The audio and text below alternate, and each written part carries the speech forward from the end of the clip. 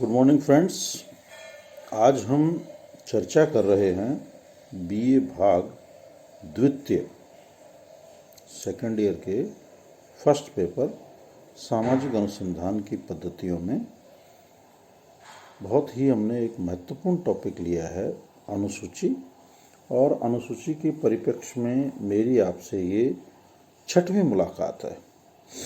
और आज के इस वीडियो में हम ये जानने का प्रयास करेंगे कि अनुसूची के द्वारा सूचनाएं किस प्रकार से संकलित की जाती है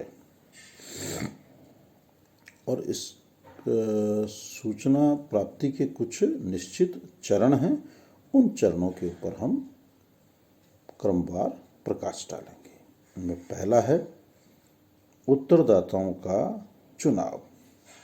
अनुसूची का निर्माण करने के बाद सर्वप्रथम उन लोगों का चुनाव करना होता है जिनसे साक्षात्कार के द्वारा अनुसूची को भरा जाना है।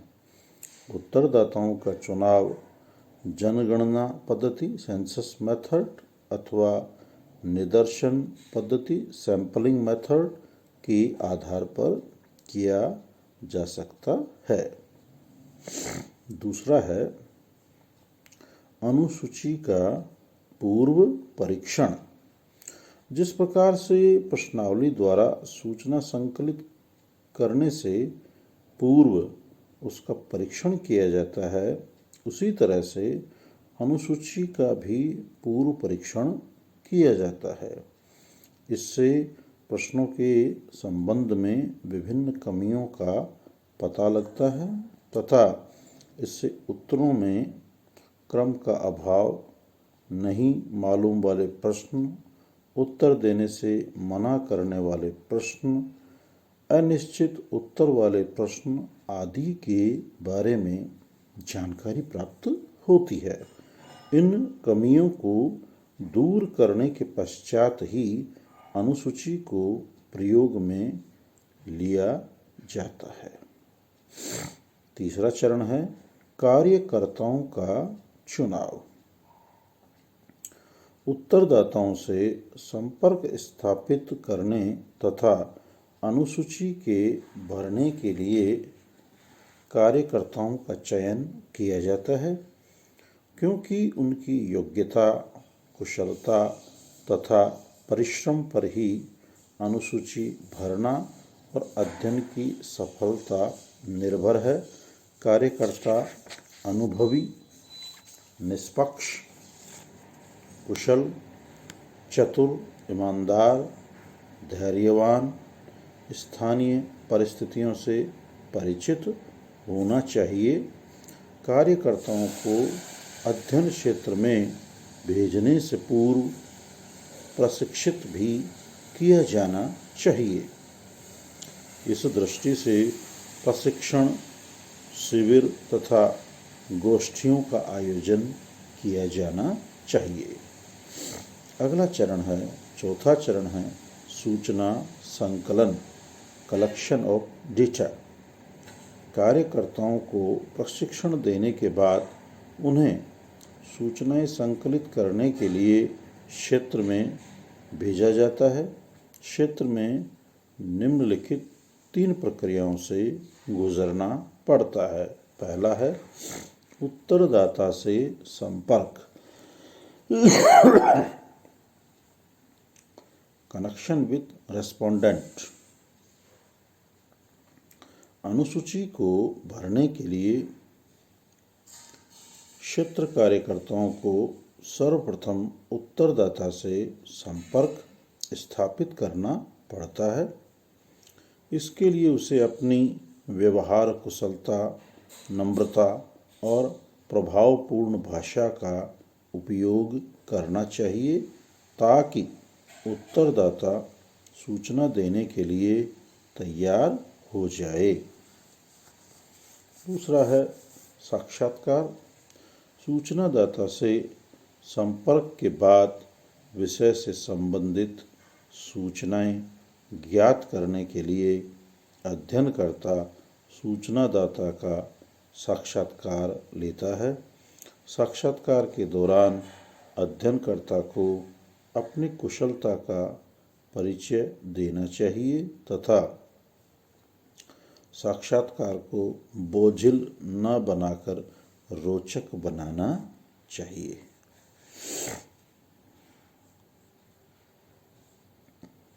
अगला है सूचना प्राप्ति। साक्षात्कार के दौरान अध्ययनकर्ता का प्रमुख उद्देश्य विषय से संबंधित विश्वसनीय प्रामाणिक सूचनाएं संकलित करना होना चाहिए। कई बार सूचनादाता द्वारा जानबूझकर गलत, अस्पष्ट और अशुद्ध सूचनाएं दे दी जाती है।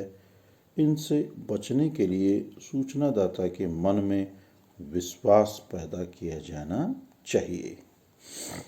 5वां चरण है अनुसूचियों की जांच। जब अध्ययन का कार्य बड़े पैमाने पर होता है तो अध्ययनकर्ता भरी हुई अनुसूचियों को अध्ययन संस्थान अथवा कार्यालय में भेज देता है, जहां उनकी जांच की जाती है। वहां यह देखा जाता है कि कोई सूचना छूट तो नहीं गई है अथवा गलत स्थान पर तो अंकित नहीं कर दी गई है। अस्पष्ट, अस्वच्छ लिखी हुई अनुसूचियों को पुनः अनुसंधानकर्ता के पास भेजा जाना चाहिए। और अंतिम है अनुसूचियों का संपादन, एडिटिंग ऑफ शेड्यूल्स।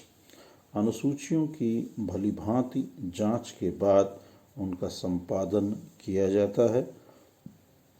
संपादन के निम्न चरण हैं। पहला चरण है अनुसूचियों का वर्गीकरण, क्लासिफिकेशन ऑफ शेड्यूल्स।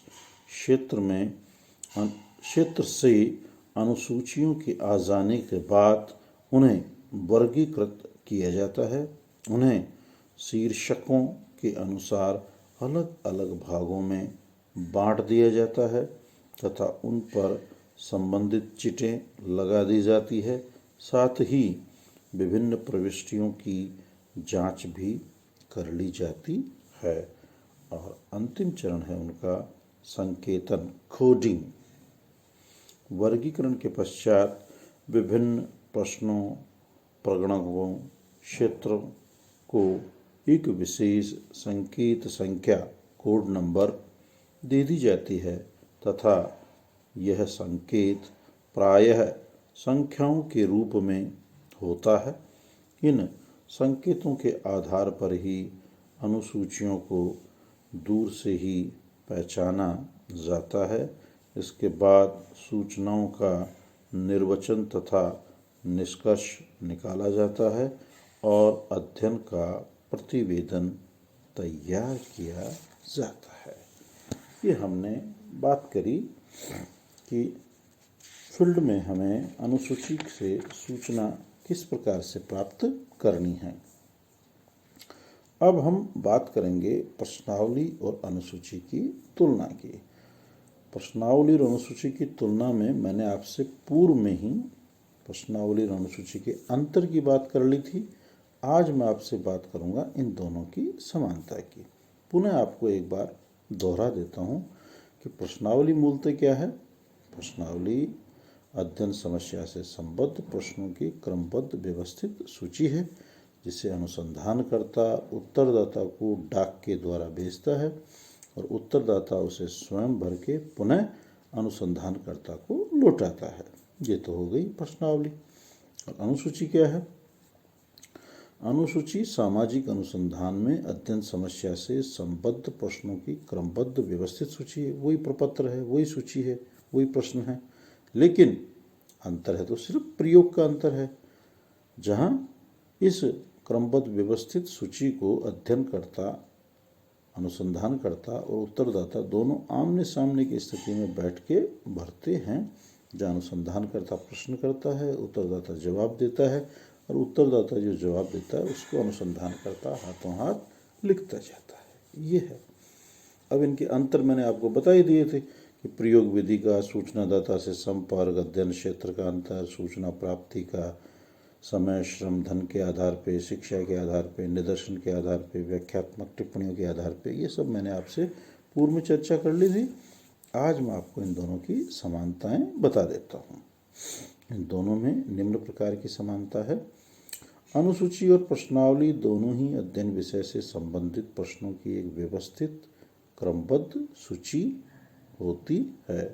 दूसरा, दोनों के द्वारा ही प्राथमिक सूचनाएं संकलित होती है। दो प्रकार की सूचनाएं होती है, प्राथमिक और एक द्वितीयक। प्राथमिक वो जिसे स्वयं अनुसंधान करता है या अपने साथियों की सहायता से संकलित करके लाता है, वो तो प्राथमिक। द्वितीयक जो पहले से ही उपस्थित है, जैसे गीता, रामायण, बाबरनामा, हुमायूंनामा, अकबरनामा, इनसे जब हम कोई सूचनाएं लाते हैं, पाठ्य पुस्तकों से कोई सूचनाएं लाते हैं, तो ये क्या हो गई? द्वितीयक सूचनाएं। दोनों की शब्द रचना एवं प्रश्नों की भाषा में पर्याप्त समानता होती है।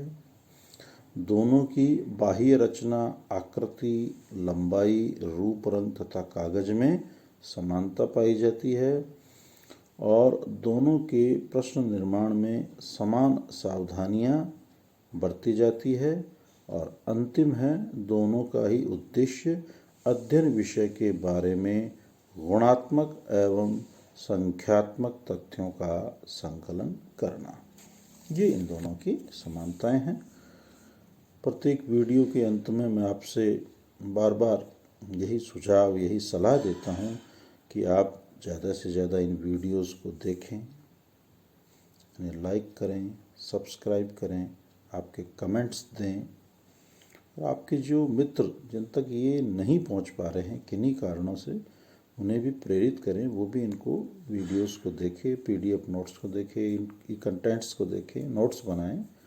और सबसे महत्वपूर्ण बात है कि अभी खतरा टला नहीं है, खतरे की दवाई आई है हमारे पास, खतरा टला नहीं है। इसलिए राज्य सरकार की गाइडलाइन की हमें अनुपालना करनी है और स्वयं को मानसिक शारीरिक रूप से स्वस्थ रखते हुए भविष्य की तैयारी के रूप में हमें अध्ययन अध्यापन पे अपने आप को केंद्रित करना है।